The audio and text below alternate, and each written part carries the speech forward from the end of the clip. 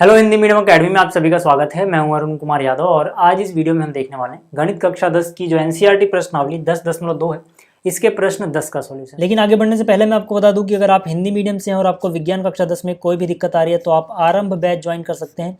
इस बैच में मैं आपको कंप्लीट एनसीईआरटी एक्सप्लेन करने वाला हूँ, बेसिक से लेके एडवांस लेवल पे। और जो ये प्राइस है इस बैच का वो भी काफ़ी कम रखा है मैंने। इस बैच को लेने के लिए या फिर इसमें इनरोल करने के लिए आपको प्ले स्टोर से एक स्टडी ऐप डाउनलोड करना है या फिर आप वेबसाइट पे भी विजिट कर सकते हो। लिंक मैंने कमेंट में पिन कर दिया है। Thank you. चलिए शुरुआत करते हैं यहाँ पर इस क्वेश्चन की। ठीक है, यहाँ पर देखो क्या बोला गया। यहाँ पे बोला गया सिद्ध कीजिए कि किसी बाह्य बिंदु से किसी वृत्त पर खींची गई स्पर्श रेखाओं के बीच का जो कोण होता है वो स्पर्श बिंदुओं को मिलाने वाले रेखाखंड द्वारा केंद्र पर अंतरित कोण का समपूरक होता है। क्या मतलब है यहाँ पर, देखो इसको मैं समझाता हूँ आपको। यहाँ पे कहने का ये मतलब है कि अगर मान लो आपके पास एक वृत्त है, अब आप स्पर्श रेखाएं खींचो किसी बाहरी बिंदु से। एक स्पर्श रेखा ए बी हो गई, एक स्पर्श रेखा ए सी हो गई। तो इन स्पर्श रेखाओं के बीच का कोई कोण होगा, जैसे कि ये वाला कोण जो है ये स्पर्श रेखाओं के बीच का कोण है। और जो स्पर्श बिंदु हैं बी और सी, इनको मिलाने पे एक रेखाखंड बनेगा। उसी रेखाखंड की बात की गई यहाँ पे, स्पर्श बिंदुओं को मिलाने वाला रेखाखंड। ठीक है, ये रेखाखंड केंद्र पर जो कोण बनाएगा, मतलब इस रेखाखंड के एंड पॉइंट को आप सेंटर से मिला दो, केंद्र से मिला दो, तो यहाँ पर जो ये कोण बनेगा, इसी कोण को और इस कोण को हमें संपूरक दिखाना है। संपूरक का मतलब ऐसे दो कोण जिनको जोड़ के 180 डिग्री आता हो। ठीक है, तो मतलब क्या, मुझे कोण ए और कोण ओ को जोड़ के 180 लेके आना है। तो सबसे पहले हमें लिखना होता है क्या दिया है, तो हमें दिया है कि स्पर्श रेखाएं हैं ए बी और ए सी। ठीक, क्या सिद्ध करना है, कोण ए और कोण ओ 180 आएगा जोड़ के।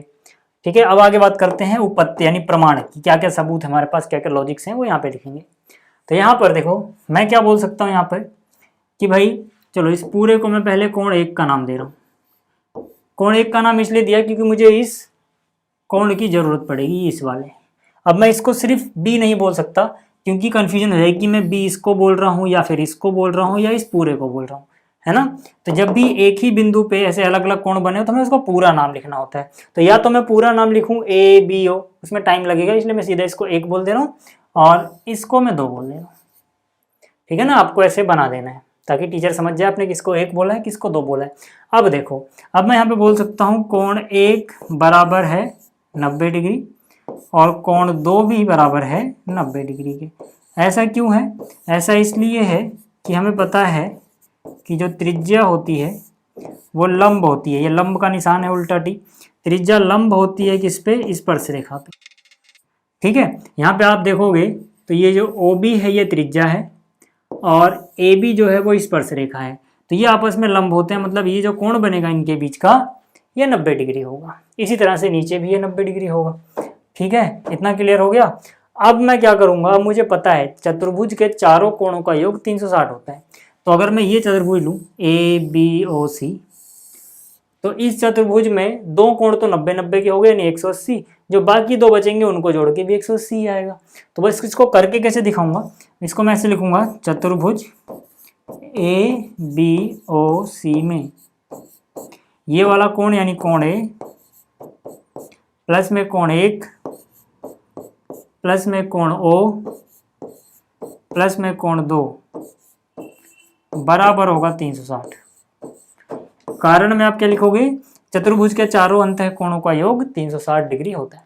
ठीक, अब देखो यार, कोण ए की जगह कोण ए लिख दिया प्लस कोण एक कितना है 90 डिग्री, तो इसकी जगह आ गया 90 डिग्री प्लस में कोण ओ की जगह कोण ओ प्लस कोण दो है, कोण दो की जगह भी क्या लिख सकता हूँ 90 डिग्री बराबर है 360 डिग्री।